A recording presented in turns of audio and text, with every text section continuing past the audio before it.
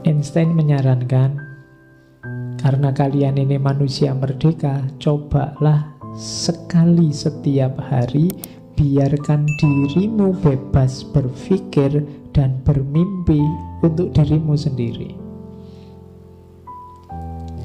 Kadang-kadang kita ini mimpi saja tidak berani. Kamu memenjara dirimu sangat sempit. Saya sebenarnya pingin ini Pak, tapi apa ya mungkin ya Pak. Ayo kamu sendiri yang memenjara dirimu sendiri. Ayo sekali-sekali, pokoknya ambil aja 1 menit, 2 menit dalam sehari. Kamu mimpilah sebebas mungkin, berpikirlah seliar mungkin. Berlatih untuk berpikir merdeka. Kenapa? Karena banyak orang, katanya Einstein, sedikit orang yang melihat dengan mata mereka sendiri dan merasa dengan hati mereka sendiri.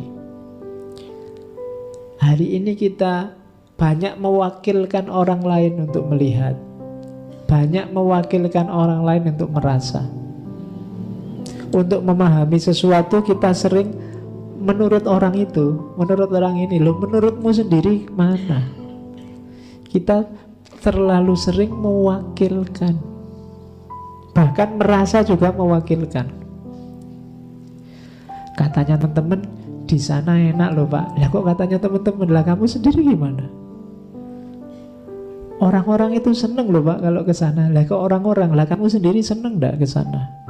Kita sering enggak berani berpikir sendiri, memutuskan sendiri, melihat sendiri, merasa sendiri. Kayak gini kita teriak-teriak ingin kebebasan. Oh, kamu sudah dibebaskan tapi masih pinjam orang lain. Menganalisis sendiri tidak berani, melihat sendiri tidak berani, merasakan sendiri bahkan tidak berani. Kadang kamu tidak sreg dengan satu pendapat tapi mau bantah tidak berani. Kamu sudah memenjara dirimu, apalah aku, di mana levelku, aku ini masih mahasiswa, dan seterusnya.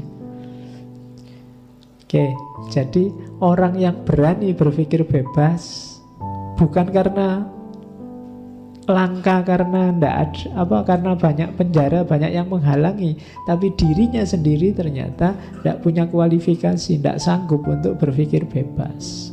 Kalau tidak sanggup berpikir bebas, kamu tidak akan menemukan hal yang baru. Kehidupanmu tidak akan berkembang. Kalau kamu berpikir besar, berpikir bebas, ya kamu akan ketemu dengan, kalau bahasanya Einstein itu, mediocre mind. Mediocre mind itu pikiran-pikiran biasa. Kalau pikiran-pikiran biasa itu bisanya tunduk. Pak, biasanya memang begitu Pak di sini. Oh, yang selama ini dilakukan ini Pak. Oh, itu pikiran mediocre namanya. Hanya ikut saja yang selama ini jalan. Kamu tidak berani berpikir sendiri secara bebas. Jadi ikut saja, tidak kritis. Berpikir sendiri tidak bisa. Gimana caranya untuk bisa berpikir luas, merdeka, bebas? Hidupkan ini, imajinasi. Einstein itu, kalau kalian baca bukunya, teori-teori relativitasnya itu berawal dari imajinasi-imajinasi. Bayangkan kalau kita naik lift, terus liftnya dengan kecepatan sekian, karena ketika kita bergerak melebihi kecepatan cahaya dan teman kita diam, mungkin kita dari lantai 1 sampai lantai 10 ketemu teman kita yang sama, dia sudah tua, kita masih muda. Wah, itu teorinya Einstein. Jadi dia berimajinasi begitu, nanti sampai lahir teori relativitas. Dari mana munculnya teori itu? Imajinasi. Katanya Einstein, imajinasi adalah preview dari hal-hal menarik di masa depan. Kalau orang tidak berimajinasi, tidak akan muncul banyak teknologi. Dulu sebelum ada laptop kayak gini, komputer itu besarnya sak lemari. Tapi kan orang berimajinasi, ini terlalu besar, yang enak itu komputer biasa saja, kecil, bisa ditaruh di pojok-pojok kamar. Lahirlah PC yang besar itu. Terus, tapi ini ditenteng kemana-mana tidak enak. Orang berimajinasi terus, akhirnya lahir laptop semacam ini, bisa ditenteng. Ini pun 14 in terlalu besar, bikinlah yang sekarang 7 in, ada yang kecil itu. Nah itu kan luar biasa canggihnya. Dari mana itu muncul? Imajinasi. Kalau kamu nggak berimajinasi, tidak akan lahir yang semacam itu. Maka imajinasi adalah preview dari hal-hal menarik di masa depan. Yang kamu hayalkan itu nanti ada, jangan khawatir. Hampir semua dulu yang hanya bayangan menurut orang-orang, sekarang ada semua sekarang. Berarti waktu dia masih dilamunkan, diimajinasikan, itu previewnya. Jadi imajinasi adalah preview dari hal-hal menarik di masa depan. Makanya katanya Einstein, aku hanyalah seorang seniman yang dengan bebas menggambar imajinasiku. Imajinasi lebih penting daripada pengetahuan. Kalau pengetahuan itu terbatas, sementara imajinasi mengelilingi dunia, tidak ada batasnya.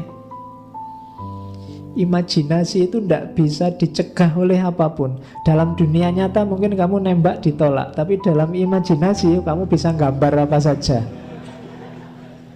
Ya kan? Kamu bisa membayangkan nikah, punya anak, punya cucu, bisa membayangkan manten. Wong imajinasi. Siapa yang bisa menghalangi imajinasimu? Cuma kamu kan berimajinasi aja kadang kan nggak berani. Nah, padahal ya, justru kuncinya perkembangan ada di imajinasi. Katanya Einstein, penemuan baru itu bukan hasil dari berpikir logis. Ya meskipun nanti digarap dengan struktur logis. Ide-ide awalnya itu imajinatif, tapi nanti menggarapnya ya tetap pakai struktur logis. Dulu orang membayangkan gimana ya caranya membawa telepon yang simpel, yang tidak harus telepon di mana-mana itu, yang nempel di tembok itu. Kalau telepon sebesar itu dibawa kan tidak enak. Itu kan imajinasinya jalan. Akhirnya lahirlah handphone. Itu awalnya imajinasi ya, handphonenya sangat logis, ada rumusnya, ada teknologinya. Tapi itu berawal dari imajinasi. Jadi jangan takut berimajinasi. Kuncinya sains justru berawal dari keinginan-keinginan imajinatif. Jadi sains lahir karena imajinasi. Katanya Einstein, untuk menghidupkan imajinasi, kalau engkau ingin anak-anakmu cerdas, bacakan dongeng-dongeng. Dongeng itu kan imajinatif. Kalau ingin anakmu lebih cerdas lagi, bacakan lebih banyak dongeng-dongeng lagi. Oh, makanya kalian yang belajar filsafat itu logis, menghidupkan otak kiri. Tapi tidak apa-apa kamu baca-baca novel, baca komik, baca cerita-cerita, menghidupkan imajinasi.